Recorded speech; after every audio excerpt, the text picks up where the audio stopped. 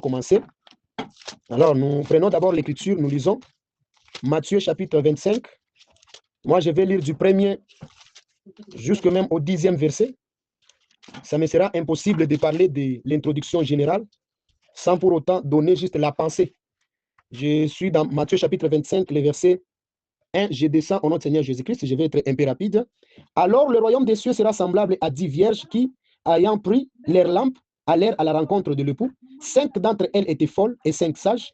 Les folles, en prenant leurs lampes, ne prirent point d'huile avec elles, mais les sages prirent avec leurs lampes de l'huile dans des vases. Comme l'époux tardait, toutes s'assoupirent et s'endormirent. Au milieu de la nuit, on cria, voici l'époux, allez à sa rencontre. Alors, toutes ces vierges se réveillèrent et préparèrent leurs lampes. Les folles dirent aux sages, donnez-nous de votre huile, car nos lampes s'éteignent.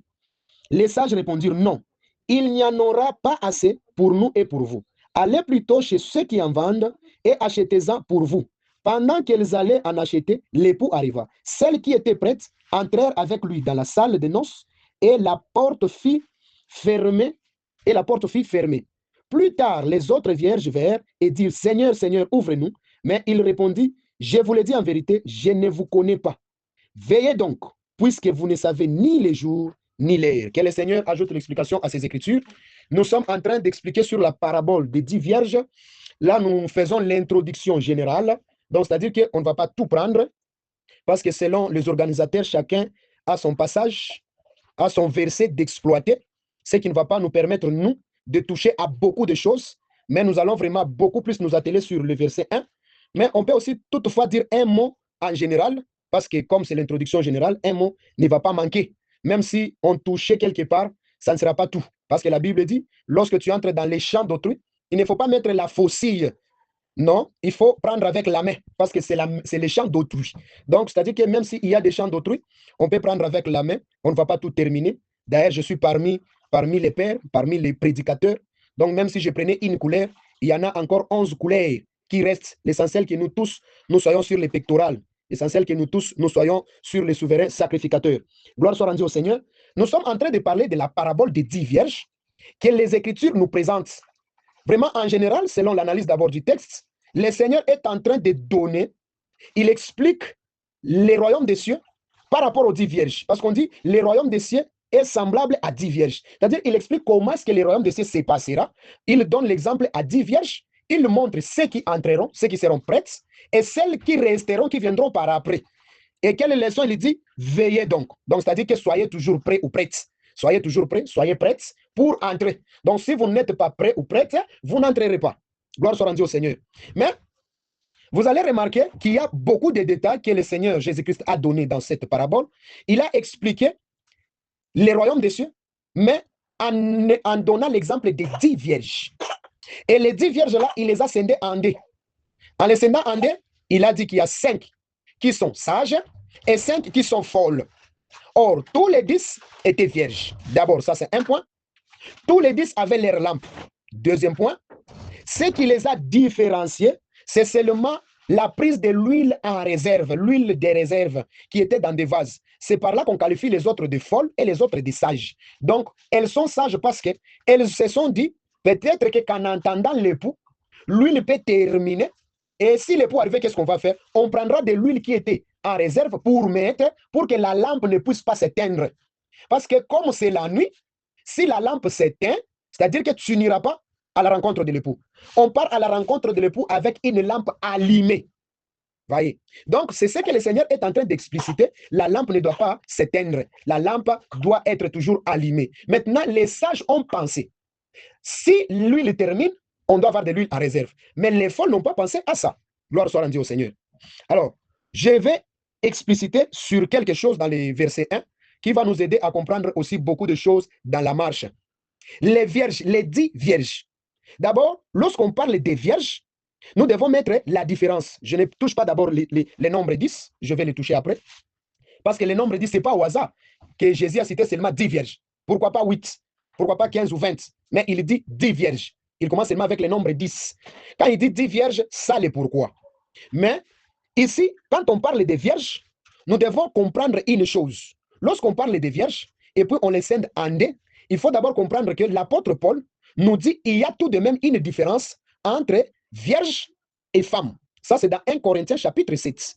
1 Corinthiens chapitre 7, quand tu commences au verset 34e, l'apôtre Paul nous présente la différence entre une femme et une vierge. Or, lorsqu'on regarde en Israël, celles qu'on appelait des vierges, c'était des filles non mariées qui n'ont jamais connu d'homme.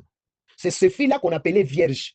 Les filles non mariées qui n'ont jamais connu d'homme, qui sont chez leurs parents, on les appelait les vierges. Mais lorsqu'on appelle une femme, elle n'est plus vierge. C'est-à-dire qu'elle est déjà mariée. C'est ça, c'est ce que l'apôtre Paul nous dit. Il nous explique que la différence, ça veut dire quoi? La vierge, c'est une fille qui n'a pas encore connu d'homme et qui n'est pas mariée. Mais la femme, c'est une fille qui a déjà connu d'homme et qui est mariée. C'est cette différence que l'apôtre Paul nous explique dans 1 Corinthiens chapitre 7, les versets 34, quand tu descends jusqu'au verset 37e. Gloire soit rendue au Seigneur. Les vierges, pourquoi est-ce que Jésus a parlé des vierges, il n'a pas parlé des femmes? Ça, c'est pourquoi. On va voir ça. Il y a 10, il y a vierge. Il y a aussi un point que nous allons toucher, la lampe, les lampes qu'ils ont prises et l'époux. Donc, c'est comme ça que nous allons expliquer cette introduction en nous basant vraiment sur le verset 1. Quand l'apôtre Paul met la différence entre les vierges, regarde ce qui se passe. Parce que cette écriture de Matthieu 25, son temps d'accomplissement se trouve dans Apocalypse chapitre 12. Je prends d'abord Apocalypse chapitre 12. Apocalypse chapitre 12e. Je vais simplement lire le verset 17. Je ne prends pas là beaucoup de choses, mais je vais lire quelque chose. Écoutez, Apocalypse chapitre 12, le verset, je prends le verset, je commence même au verset 13. J'allais prendre 17, mais je commence même au verset 13. Apocalypse chapitre 12, le verset 13. Nous sommes en train de mettre ça d'abord dans les temps d'accomplissement selon les Écritures. Apocalypse chapitre 12, le verset 13. Quand le dragon vit qu'il avait été précipité sur la terre, il poursuivit la femme. La femme d'Apocalypse chapitre 12, verset 1. Il poursuivit la femme qui avait enfanté l'enfant mâle. Et les deux ailes du grand aigle furent données à la femme afin qu'elle s'envolât au désert vers son lieu où elle est nourrie un temps, deux temps et la moitié d'un temps, loin de la face du serpent. Et de sa bouche, le serpent lança de l'eau comme un fleuve derrière la femme afin de l'entraîner par le fleuve. Et la terre secourit la femme, et la terre ouvrit sa bouche et engloutit les fleuves que le dragon avait lancés de sa bouche. Écoutez le verset 17. Et le dragon fut irrité contre la femme, et il s'en alla faire la guerre au reste de sa postérité, de la postérité de la femme, au reste de sa postérité, à ceux qui gardent les commandements de Dieu et qui ont le témoignage de Jésus. Gloire soit rendue au Seigneur. Ça, j'ai donné ça comme étant le temps d'accomplissement, mais je vais l'expliciter juste à la fin. Revenons dans Matthieu maintenant, Matthieu chapitre 25. Ici, on est en train de parler des 10 vierges. Le Seigneur Jésus explique le royaume des cieux, mais il commence par dire 10 vierges. Or, lorsque nous regardons d'abord le nombre 10, le nombre 10 a beaucoup de significations dans les Écritures, ça a beaucoup de sens, mais on peut prendre un ou deux qui vont nous aider dans la marche. Le nombre 10 peut expliquer de l'alliance. Il peut expliquer l'alliance. Là, c'est dans Exode chapitre 34. Je pense Exode chapitre 34, c'est ça. Exode chapitre 34. Lorsque Dieu était avec Moïse sur la montagne, dans Exode 34, le verset 28, Dieu est en train de donner. La Bible dit que Moïse a fait 40 jours et 40 nuits sur la montagne. Il n'a mangé ni pain, il n'a bu ni de l'eau. Maintenant, l'Éternel a écrit sur les tables. Oh, regarde. L'Éternel écrit sur les tables les paroles de l'alliance. Et la Bible termine en disant 10 paroles. Ce n'est pas pour rien. Donc, l'alliance que l'Éternel a traitée avec Israël sur le mont Sinaï, cette alliance-là est constituée de 10 paroles. Donc, le nombre 10 peut expliquer l'alliance. Donc, si nous prenons le nombre 10 dans Exode chapitre 34 et nous ramenons ça dans Matthieu chapitre 25, nous dirons que les vierges là, les 10 vierges, les 10 là parlent de l'alliance. Donc, le peuple que Dieu a déjà fait avec est l'alliance. Gloire soit rendue au Seigneur. Je donne aussi une autre portion. Une autre portion du chiffre du nombre 10. Le nombre 10 explique aussi la totalité. La totalité. Ça, on va lire ça, c'est dans Genèse. Vous allez remarquer que lorsque Jacob était chez Laban, écoute ce que la Bible nous dit, dans Genèse chapitre 31, nous avons dit que nous sommes en train de parler de l'introduction générale. Précisément, nous allons nous baser sur le chapitre, sur le verset 1. Parce que l'introduction générale, si on veut tout toucher, ça ne sera pas bien. selon moi, que le Seigneur vous bénisse. Nous sommes en train de lire le livre de Genèse chapitre 31. Prenons le verset 7. Quand Jacob était chez Laban. Voilà. Verset 7.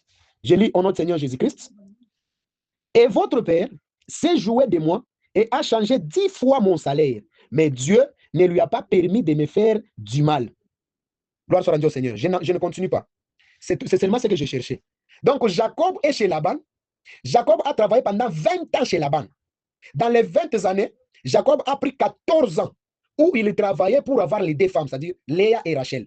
Parce qu'il devait travailler 7 ans pour Rachel. Quand il a terminé 7 ans, on lui a donné Léa. Quand il est allé réclamer, Laban lui a dit non, on ne fait pas comme ça. Ici, ce qu'on fait, on ne peut pas donner la cadette avant l'aîné. Donc, termine avec l'aîné la semaine. Ah, ça, ce sont des choses à expliquer. Termine avec l'aîné la semaine. Après avoir terminé avec l'aîné la semaine, tu viendras maintenant prendre la cadette. Tu viendras prendre la cadette. Ça explique les choses qu'on est en train d'exploiter ici. Tu viendras prendre la cadette. Ici, maintenant, après avoir travaillé 14 ans, il devrait travailler 6 ans encore pour le troupeau. Mais il dit quoi? Chaque fois qu'il disait que pour moi, ça sera dérayé, les brebis donnaient des tachetés. Mais quand il arrivait, il changeait mon salaire. Mais il l'a fait pendant 10 fois. Il a fait 10 fois. Quand il l'a fait 10 fois, la 10e fois quand il l'a fait, directement, je dois quitter. C'est-à-dire que donc la totalité du mal qu'il a fait est arrivée à son comble. Maintenant, il ne peut pas passer 10 fois. Qu'est-ce qu'il faut faire? Je dois maintenant quitter avec les troupeaux. Donc, les chiffres, les nombres 10 peut expliquer aussi la totalité. Alors, si nous ramenons ça dans Matthieu chapitre 25, là, nous allons voir que les 10 vierges expliquent seulement la totalité du peuple que le Seigneur a choisi. Les 10 vierges. C'est la totalité du peuple que le Seigneur a choisi. Et c'est ce peuple-là que le Seigneur est en train de donner l'exemple du royaume des cieux. Que le Seigneur vous bénisse. Les chiffres 10 expliquent la totalité. Maintenant, entrons vers les vierges. Les vierges, la vierge symbolise d'abord la pureté, l'état de pureté, l'état de quelqu'un qui n'est pas souillé, c'est-à-dire quelqu'un qui est pur. C'est pourquoi vous allez remarquer que l'Éternel Dieu défendait aux sacrificateurs d'aller épouser une femme déshonorée dans Lévitique 21. Dans Lévitique 21, le Seigneur était en train de dire que tu ne vas pas épouser une femme répudiée, une veuve, tu ne vas pas l'épouser, une femme déshonorée, tu ne vas pas l'épouser, une prostituée, toi, sacrificateur, tu ne vas pas épouser, mais tu prendras une vierge parmi ton peuple. Pourquoi est-ce que tu le feras ça? Parce que tu es un homme saint. Et le peuple là doit te regarder parce que Dieu disait que vous regarderez le sacrificateur comme un homme saint. Donc quand vous le regardez, il doit être saint. Alors comme il est saint, il doit prendre une femme qui est pure, une femme qui est sainte aussi. C'est là où on symbolisait la femme sainte comme étant une vierge. Donc la virginité ici, on nous montre l'état de sainteté, l'état de pureté. Donc quand on parle des 10 vierges, on voit un peuple pur, un peuple saint que Dieu a sanctifié par sa parole. Écoutez ce que l'apôtre Paul est en train de nous montrer. Il nous montre dans 2 Corinthiens chapitre 11. 2 Corinthiens chapitre 11, l'apôtre Paul nous montre que le peuple, c'est une vierge. Il dit ça. Je vais trouver ça. Voilà. 1 Corinthiens chapitre 11. Voilà. 1 Corinthiens chapitre 11, je commence au premier verset. Je lis au nom du Seigneur Jésus-Christ. Oh, si vous pouviez supporter de ma part un peu de folie, mais vous me supportez, car je suis jaloux de vous, d'une jalousie de Dieu, parce que je vous ai fiancé.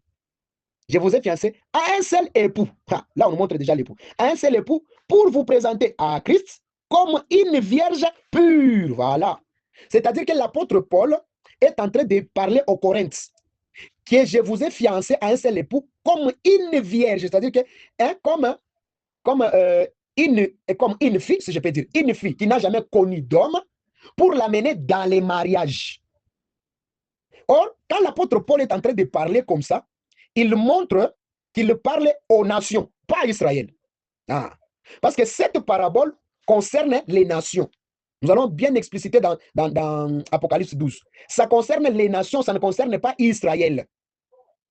Ça concerne les nations. Quand on parle des nations, c'est-à-dire que selon Actes des Apôtres chapitre 15, où Jacques est en train de parler, Jacques est en train de dire ce que Dieu avait montré à Simeon-Pierre. Il dit que Dieu a jeté les regards sur les nations, cherchant un peuple qui portera son nom. C'est-à-dire que Dieu a jeté les regards sur toutes les nations à part Israël, chercha une vierge, un peuple que Dieu va rendre pur, que Dieu va rendre sa fiancée. Donc, c'est-à-dire qu'en réalité, cette parabole concerne l'Église. Ça concerne l'Église. Quand souvent on parle de l'Église, on dit à part Israël, l'Église dont nous parlons, c'est tous ceux qui ont cru en Jésus-Christ, y compris ceux d'Israël. Une partie d'Israël qui croit en Jésus, ils font partie de l'Église. Quand on parle d'Israël, à part Israël, Israël, c'est celui qui est resté dans la loi, qui est resté avec la loi de Moïse. Ils ont rejeté Christ. Jean chapitre 9. L'aveugle est né. L'aveugle, il est né aveugle. Qu'est-ce que les sacrificateurs ont dit? Quand ils ont dit, pourquoi est-ce que vous continuez à me questionner? Vous voulez être aussi ses disciples? Ils ont dit, non, ici, c'est toi qui es son disciple. Nous sommes disciples de Moïse. Voilà les Israéliens que nous sommes en train de parler. Donc, dans cette parabole, enlevez Israël qui est disciple de Moïse, c'est-à-dire Israël qui ne suit que la loi de Moïse, qui rejette Jésus-Christ. Mais il est Israël qui croit en Jésus-Christ, ils font partie de l'Église, ils font partie des vierges. Gloire soit rendue au Seigneur. C'est-à-dire que quand on parle des vierges, on voit l'état de la pureté. C'est l'ensemble de peuples que Dieu a choisi. On dit maintenant que les vierges ont pris leur lampe et elles sont allées à la rencontre de l'époux. Les vierges, pour aller à la rencontre de l'époux, il faut la lampe. Donc, si tu n'as pas de lampe, tu ne vas pas rencontrer l'époux. Si tu as la lampe, malgré que tu es vierge, tu vas rencontrer. Donc, c'est-à-dire qu'on doit être d'abord pur, c'est-à-dire on doit être vierge, mais à part d'être vierge, il faut avoir aussi la lampe. Lorsqu'on a la lampe, c'est alors qu'on va entrer avec l'époux dans les noces. S'il n'y a pas la lampe, on n'entre pas avec l'époux. On laisse l'époux entre et vous restez.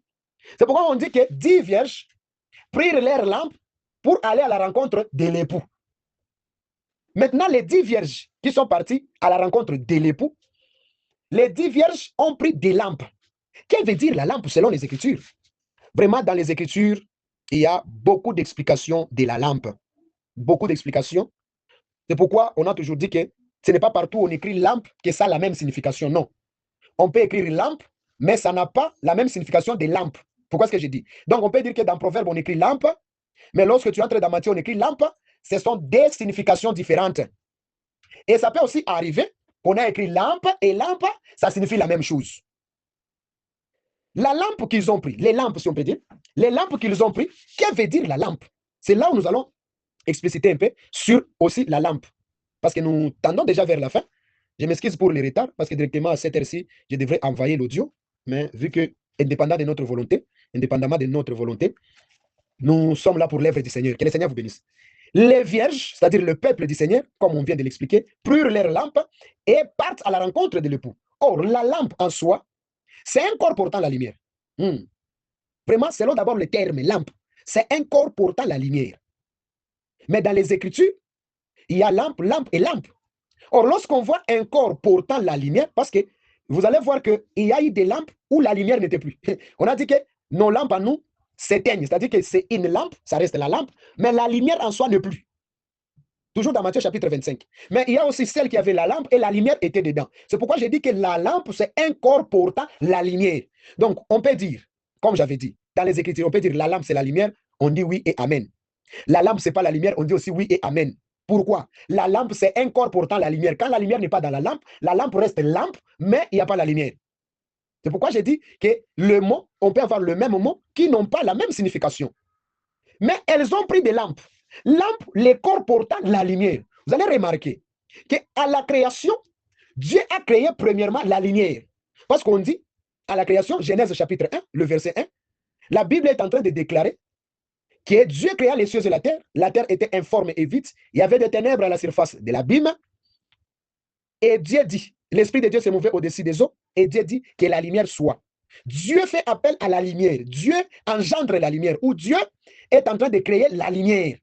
Quand Dieu crée la lumière, c'était la lumière comme ça. Mais vous allez remarquer qu'au 4e jour, Dieu crée les corps portant la lumière. Parce qu'on dit au 4e jour que Dieu créa des luminaires. Or, quand on regarde les luminaires, c'est-à-dire les corps portant la lumière, autrement dit, on dira que le soleil, c'est une lampe, la lune, c'est une lampe, les étoiles, ce sont des lampes parce que ce sont des corps portant la lumière. C'est pourquoi on les appelle les luminaires. Donc, Dieu a pris la lumière, il l'a fait entrer dans le soleil, il a pris la lumière, il l'a fait entrer dans les étoiles, il a pris la lumière, il l'a fait entrer dans la lune. Donc, partant de ça, nous voyons que la lumière peut être là, Mais il faut un corps pour que ça puisse éclairer, pour que ça puisse aider les gens. Dieu a dit que les luminaires soient dans les ciels. Pour faire quoi? Pour éclairer la terre. Donc, c'est-à-dire, la lumière existait avant. Mais on vient mettre les luminaires avec l'objectif d'éclairer la terre. Donc, les luminaires, qui est le soleil, c'est la lampe. Parce que Jésus a expliqué qu'on ne peut pas allumer une lampe et les cacher sous les boisseaux. Plutôt, quand on allume une lampe, on les met quelque part pour éclairer la maison. Ah, donc, la lampe, c'est aussi le soleil. Le soleil, c'est la lampe. Les étoiles, ce sont des lampes. La lune, c'est la lampe. Gloire soit rendue au Seigneur. C'est pourquoi Christ aussi, c'est la lumière. Mais le corps qu'il a porté là, c'est toute une lampe. Je suis dans Hébreux chapitre 10. Hébreux chapitre 10, le verset 5. Là, Jésus-Christ est en train de dire, là, l'Écriture dit, Christ entra dans le monde. Il dit, tu n'as voulu ni sacrifice ni offrande, mais tu m'as formé un corps. Ah, voilà la lumière. Donc, Christ comme étant la lumière, pour entrer dans le monde, il devrait porter un corps. Christ ne devait pas venir la lumière directement comme ça. Oh, donc c'est-à-dire, Christ pour éclairer la terre au 4e jour, il ne doit pas éclairer comme étant la lumière comme ça, il doit entrer dans le solaire pour éclairer la lumière. Voilà l'Écriture qui dit Christ entra dans le monde, il a dit, tu n'as voulu ni sacrifice, ni offrande, mais tu m'as formé un corps. Autrement dit, la lumière entrant dans le monde, il a cherché la lampe et il est entré. Donc Dieu forma la lampe. Là, nous connaissons le corps de Jésus. Malachie l'avait déjà dit. Malachie avait dit que j'enverrai mon messager devant moi.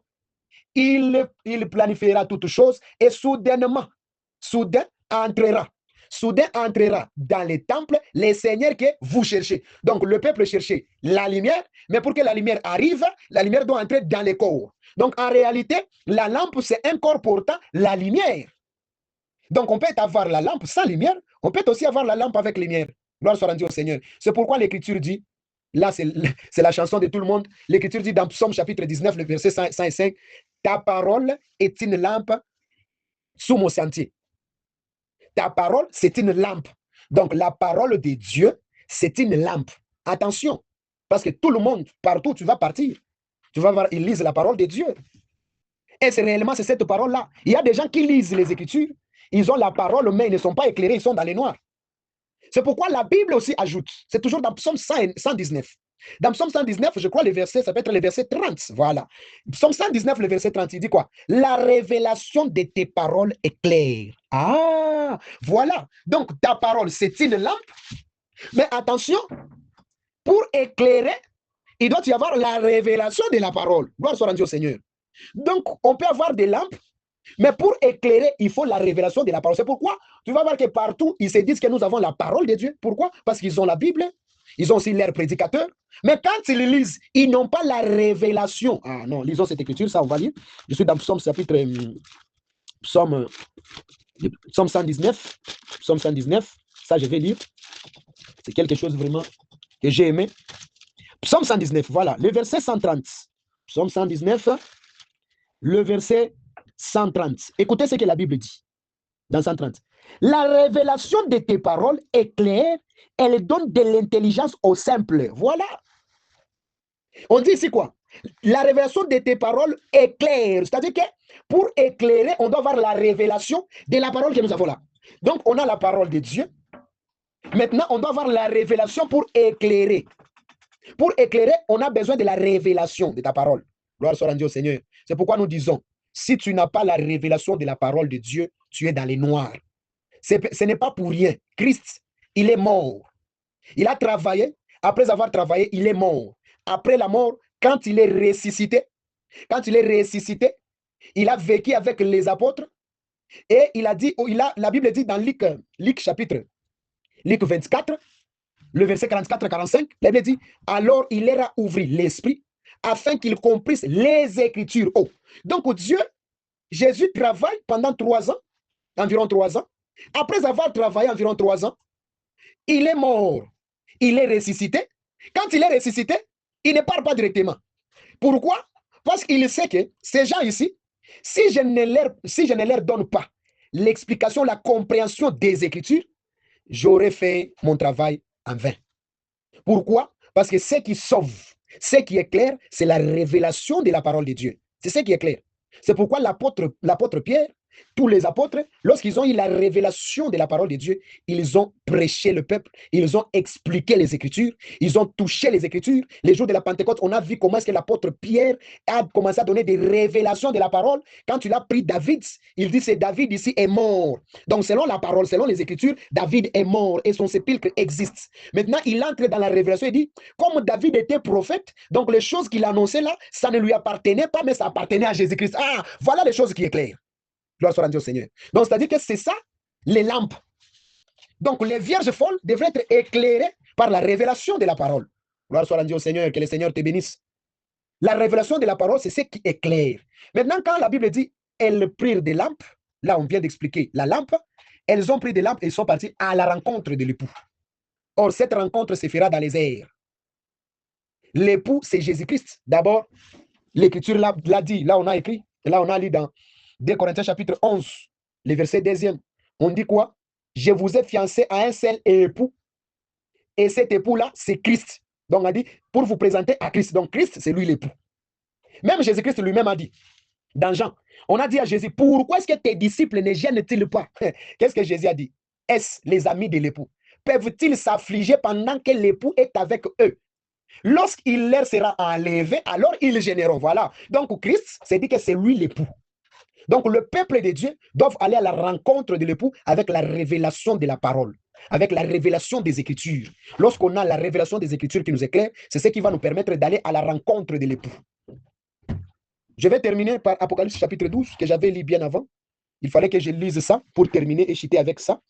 En ce qui concerne la journée d'aujourd'hui, cette soirée, nous aurons encore le temps, par la grâce du Seigneur, de continuer. Écoutez ce que la Bible dit. Apocalypse chapitre 12. Ça, j'ai déjà lu, j'explique. Il y a un signe dans les cieux, c'est-à-dire un signe céleste. Les signes célestes, c'est quoi? Dans les signes célestes, on voit une femme enveloppée du soleil. Là, je n'explique pas Apocalypse chapitre 12. Je tire seulement la pensée. Une femme enveloppée du soleil, la ligne sous ses pieds et une couronne de 12 étoiles sur sa tête. Elle était enceinte dans les douleurs d'enfantement. La Bible dit que lorsque la femme voulait enfanter, un autre signe pareil, c'était un dragon rouge. Il s'est tenu pour manger l'enfant. C'est-à-dire que l'enfant, quand tu le naîtras, que les dragons puissent le manger. Mais quand l'enfant vient au monde, l'enfant est enlevé vers Dieu, mais la femme reste. Quand la femme reste, comme le dragon n'a pas pu avoir l'enfant, la femme est descendue sur la terre. Or, quand la femme descend sur la terre, c'est alors que le dragon aussi va descendre sur la terre. Donc, en réalité, là où nous sommes, le diable n'est pas sur la terre. Pourquoi? Parce que le diable descendra sur la terre quand la femme sera sur la terre. Cette femme-là, quand elle était dans les airs, c'est-à-dire dans les cieux, elle a enfanté un fils. Or, le fils-là, c'est la postérité de la femme. Mais le fils est enlevé. Après, quand le diable ou les dragons attaquent la femme, et la femme est secourue par les déserts, lorsqu'il lance de l'eau, la terre ouvre sa bouche et engloutit de l'eau. Maintenant, la Bible dit que les dragons irrités, ils laissent la femme, ils partent faire la guerre au reste de la postérité. Ou bien, on précise bien, au reste, c'est-à-dire que ce n'est pas la totalité de la postérité de la femme. Gloire soit rendue au Seigneur. Je prends le chapitre 12. J'avais lu seulement le verset 17. Voilà, le verset 17, je lis au nom de Jésus-Christ. Apocalypse chapitre 12, 17. Et le dragon fut irrité contre la femme, et il s'en alla faire la guerre au reste de sa postérité, à ceux qui gardent les commandements de Dieu et qui ont les témoignages de Jésus-Christ. Ah, gloire soit rendue au Seigneur. Regarde les choses. Comment est-ce que le Seigneur a placé les choses dans les Écritures? Donc, c'est-à-dire que la femme qui a enfanté, en réalité, la femme n'a pas enfanté seulement un seul fils. La femme a enfanté le fils qui est monté. La femme aussi a sa possession, c'est-à-dire qu'il reste encore d'autres enfants sur la terre. Or, ce qu'on nous explique ici, la postérité de la femme ici, ce sont les 10 vierges. Parce que j'ai expliqué selon l'apôtre Paul, vierge, ça veut dire les filles non mariées qui n'ont jamais connu d'homme. Ce sont des enfants, c'est la postérité. Voilà, les vierges, ça veut dire la postérité. Vierge veut dire la postérité. Donc, la postérité veut dire les vierges. Mais attention, parmi les vierges, il y a des vierges qui doivent entrer avec l'époux, c'est-à-dire l'enlèvement, c'est ce qu'on dit ici. Il y a aussi des vierges qui vont rester. C'est cela qu'on dit au reste, les restes de la postérité de la femme. Et puis on ajoute, attention, ce n'est pas n'importe quelle postérité. On dit, au reste de sa postérité, c'est-à-dire ceux qui gardent les commandements de Dieu et qui ont les témoignages de Jésus. Les restes qui restent là, ils ont la lampe et l'huile. Gloire soit rendue au Seigneur. Parce que le témoignage de Jésus-Christ, c'est la révélation des commandements de Dieu. Donc, ici, garder les commandements de Dieu veut dire la lampe ou la parole. Le témoignage de Christ, c'est l'explication de la parole. L'explication de la parole. Souvenez-vous, regardez ce qui se passe. Daniel et ses compagnons, je vais rentrer ici. Daniel et ses compagnons. Les trois compagnons-là, ils avaient et les songes et l'explication du songe. J'insiste. Lorsqu'on a fait la statue, ces gens-là avaient déjà la vision. Parce qu'ils étaient avec Daniel. Ces gens-là avaient la vision, c'est-à-dire les songes, et ils avaient l'explication du songe. C'est pourquoi ces gens-là n'ont pas fléchi les genoux devant Nebuchadnezzar. Ils ont refusé jusqu'à accepter la mort. C'est ce qu'on est en train d'expliquer ici. Je donne une pensée. Je donne une pensée. Je n'ai pas dit que là-bas, c'est ça réellement. Les trois compagnons, là, ce sont les vierges folles. Je donne une pensée. On peut tirer une pensée. Ce n'est pas un problème. Parce que les vierges folles, ça peut aussi s'expliquer comme étant les trois compagnons de Daniel. Donc, ils sont restés. Elles ont la lampe. Elles ont de l'huile là-dedans. Ça, c'est la postérité de la femme. Donc, il y a une postérité de la femme qui est déjà montée, c'est-à-dire les 5 sages sont déjà entrés. Et il y a aussi la postérité qui reste. La postérité qui reste là, ce sont les 5 folles. Mais attention, les folles là qui restent, elles ne restent pas comme ça. Elles restent avec le commandement de Dieu et le témoignage de Jésus-Christ. C'est-à-dire qu'elles sont restées avec la lampe. Et dans la lampe là, il y avait de l'huile. Donc, cette fois-là, quand elles sont restées, elles n'ont pas manqué de l'huile. L'huile était là. L'huile était là. Gloire soit rendue au Seigneur. Donc, la parabole des 10 vierges, Dieu expliquait comment est-ce que son avènement arrivera. C'est ça le problème d'un clin d'œil. Parce que les noces, c'est l'enlèvement. Selon 1 Thessaloniciens chapitre 4. Lorsqu'on parle de l'enlèvement, c'est ça les cinq vierges. Vraiment, je ne vais pas trop entrer. Je risque de mettre la faucille. Je prends seulement avec la main. Je me limite par là parce que ce sont des portions que les autres aussi vont exploiter. Donc, en conclusion, la parabole des 10 vierges, ça expliquait le peuple de Dieu qui croit en Jésus. C'est ce peuple-là que Dieu était en train de donner l'exemple. Il y aura ceux qui entreront, ceux qui partiront et ceux qui vont rester. Ça n'engage que moi. Ça n'engage que moi. Vraiment, les vierges folles sortiront des gens qui ont et la parole et la révélation. C'est-à-dire que dans les assemblées des saints, les assemblées des premiers-nés, les assemblées des rachetés, les assemblées des élus de Dieu, les assemblées des églises de Dieu, là où ils ont les pains et les vins, c'est là où sortira et les sages et les folles. Gloire soit rendue au Seigneur. Nous mettons un point virgule ici, par ici. Nous disons merci au Seigneur qui nous a soutenus. Et nous disons vraiment merci à notre bien-aimé Gloire Ntumba et les frères Rigen. Nous vous disons merci. Nous saluons encore une fois tous les prédicateurs. Il y en a de pères, les pères que nous connaissons, que nous suivons beaucoup. Et il y a aussi des disciples comme nous. Nous vous saluons au nom puissant de Seigneur Jésus-Christ. Nous vous disons shalom et paix de Jésus-Christ dans vos maisons.